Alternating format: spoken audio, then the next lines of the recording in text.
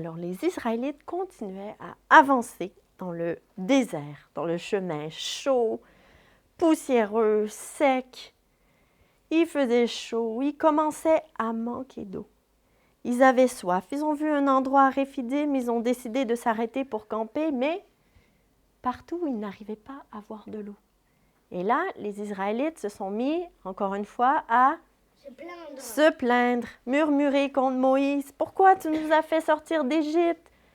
C'est pour qu'on meure de soif dans le désert. » Et Moïse, il a eu peur, il a prié à Dieu, « Mais qu'est-ce que je dois faire? Un petit peu plus et ils vont me lapider. » Et Dieu a dit à Moïse, « Alors, tu vas me suivre, tu vas avancer devant les anciens jusqu'à le rocher d'Horeb, que tu vas frapper avec ton bâton et il y a de l'eau qui va sortir. » Donc, je vais placer le rocher ici.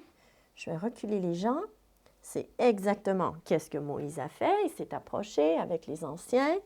Comme Dieu a demandé, il a pris son bâton. Il a tapé le rocher. Et qu'est-ce qui en est sorti? De l'eau. De l'eau. Beaucoup d'eau. Assez d'eau pour tout le peuple. Pour qu'ils puissent boire, pour qu'ils puissent être rafraîchis, même pour qu'ils puissent nourrir leurs animaux.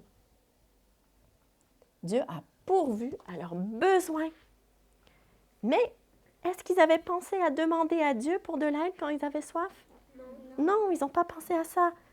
Et Moïse, il a appelé cet endroit Mara et Meriba, qui veut dire tentation et querelle, parce que les Israélites, ils avaient douté que Dieu était avec eux. Mais Dieu était bel et bien avec eux.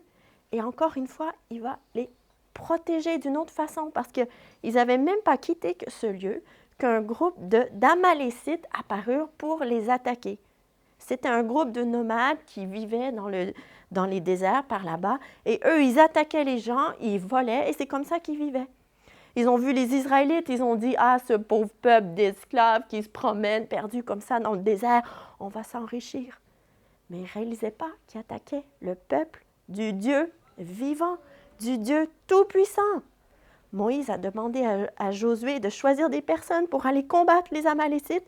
Et il a dit, moi j'irai sur la colline. Et donc, Josué obéit, choisit des gens pour aller combattre les Amalécites. Et Moïse, lui, il alla sur la colline. Donc, j'ai besoin de 3 volontaires. J'ai besoin de quelqu'un pour être Moïse. Est-ce qu'il y a quelqu'un qui voudrait être Moïse? OK, Anna, tu vas être Moïse. Il a pris son bâton. Hop. Merci. Il a levé son bâton dans les airs. Tiens-le. Et tant qu'il avait la main levée, c'est le peuple de Dieu qui gagnait. Mais quand il baissait la main, c'était Amalek qui gagnait. Tu peux remettre dans les airs. Alors les Juifs, tiens-le comme ça. Les Juifs, à cette époque, quand ils priaient toujours les mains dans les airs parce qu'en fait, c'était comme un signe qui dépendait de Dieu. Et donc, c'est qu'est-ce que Moïse il a fait? Il a amené avec lui Aaron et Hur. Est-ce que j'ai quelqu'un qui veut être Aaron et Hur? OK, Aaron, qui veut être Hur? Une autre personne? Il y a quelqu'un? Est-ce que tu veux le faire? OK, viens, c'est super. Anna, il faut que tu gardes les mains dans les airs. Mais non, tiens-le comme ça, tu vas faire mal à quelqu'un. OK? Par contre, Moïse, il commençait à manquer de force. Et donc là, il baissait les bras parce qu'il manquait de force. Tu baisses les bras. Et là, quand il baissait les bras, qu'est-ce qui arrivait? Je sais pas quoi. Ils étaient en train de perdre. Et donc, Aaron et Hur, qu'est-ce qu'ils ont fait? Ils sont allés trouver une pierre. Vous allez prendre la pierre qui est juste ici et vous allez la mettre derrière Moïse. Moïse, toi, tu dois garder les mains dans les airs. Parce que là, ton peuple est en train de perdre. Voilà. Et puis, ils sont venus un de chaque côté. Et puis, ils ont aidé Moïse en tenant ses mains dans les airs. Est-ce que tu veux tenir la main de Anna dans les airs? Et comme ça, Moïse a gardé les mains dans les airs toute la journée jusqu'au coucher du soleil. Et Israël a été victorieux. Merci beaucoup. Oui. Dieu les a protégés. Ils étaient mais vulnérables dans le désert comme ça. Ils n'avaient pas de ville. Ils n'avaient pas de mur pour les protéger. Mais ils étaient à l'endroit où Dieu les voulait. Et c'est Dieu qui les protégeait. Et on peut se rappeler de ça aujourd'hui. On a vu la semaine dernière dans Philippiens 4, 19, Dieu pourvoira à tous vos besoins en Jésus-Christ. On a vu la nourriture, l'eau, la protection. Dieu veut qu'on lui fasse confiance pour sa protection aussi. Hein?